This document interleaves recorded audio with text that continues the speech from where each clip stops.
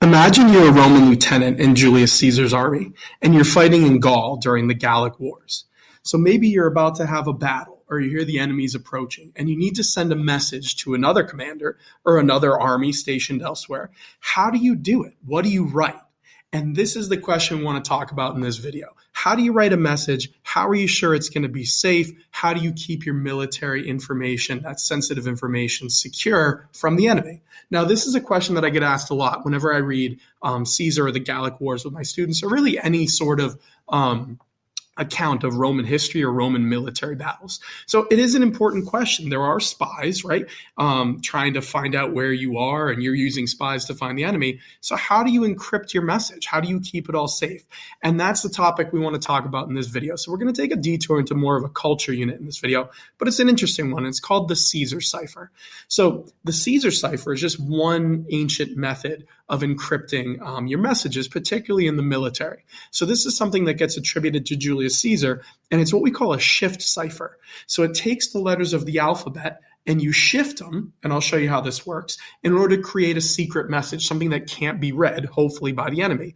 And it's something that Julius Caesar was known for doing, encrypting important messages, both military and sometimes just writing to his friends, things he didn't want, everyone to be able to read easily.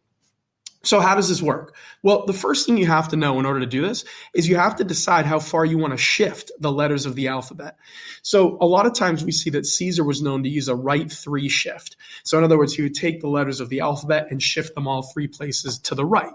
Emperor Augustus, used a one right shift. You can pick whatever you want. If you want to practice this in class or have some fun with it, you pick whatever shift you want. It could be left or it could be right, to be honest with you. And the key is that the writer and the reader need to know the shift. That's the whole idea. So what do I mean by the shift? Well, this is how a right three shift works in the Caesar cipher. You take the letters of the alphabet, so you write them out, A, B, C, D, E, F, G, and you shift them all three letters to the right. So in that scenario, three letters to the right of A would be D. So A becomes D, B becomes E, C becomes F, and down the line, right? You've shifted them three to the right. So if you were to write a message, maybe you're, a commander, or you're Julius Caesar, and you're trying to say, send reinforcements immediately. If you shifted these letters three to the right, your message becomes jumbled, right? You can see it below. It doesn't make any sense. You can't read it. And the idea is if an enemy found this letter, if it fell into enemy hands, they'd have no idea what you're doing. Now, if they knew about a shift, right, this type of shift cipher, you could probably crack it, but it would take a lot of time and a lot of effort. And if you've never seen it before, you really wouldn't know what you're looking at, right? You think it was just nonsense.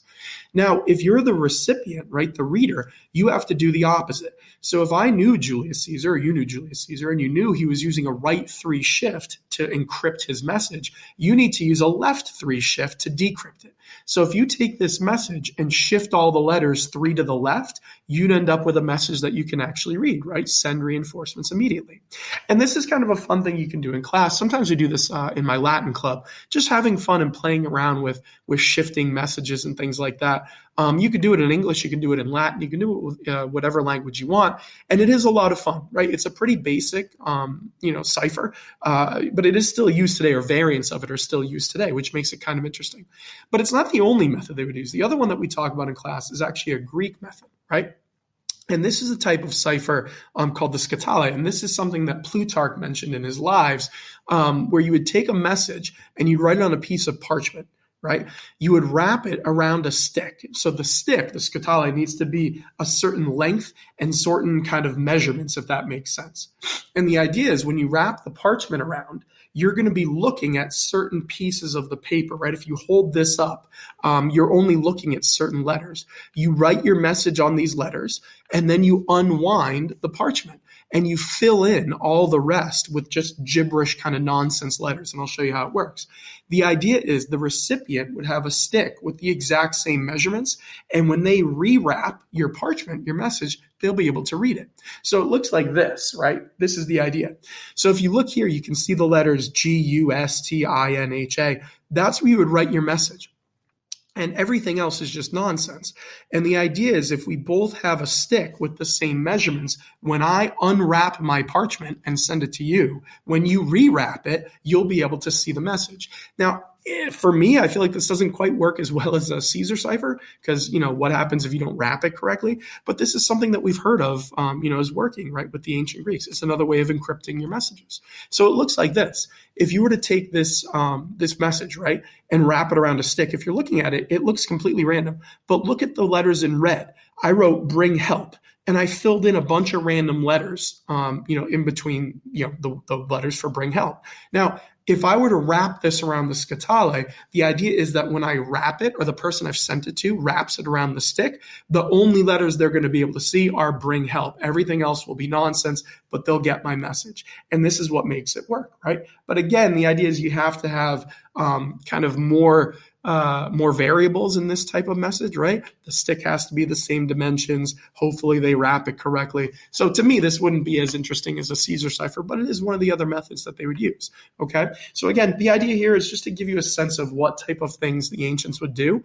We call this cryptography, right? To kind of encode their messages. And it's something fun you can learn on your own. You can try it in like a Latin club or just hanging out, have some fun with it. Particularly the Caesar cipher is kind of an easy one to do. But if you want to learn more about it, I'd highly encourage you to take a look at this crash course video, right? I think it was Crash Course Computer Science did the one on cryptography, but it does mention the ancient methods. You can find it pretty easily. It's a YouTube video, and it's a good watch. But it's just something to expand your mind a little bit. And like I said, if you do ever read Caesar, it'll give you a sense of how he's sending these messages back and forth because it's something that we've heard that he did.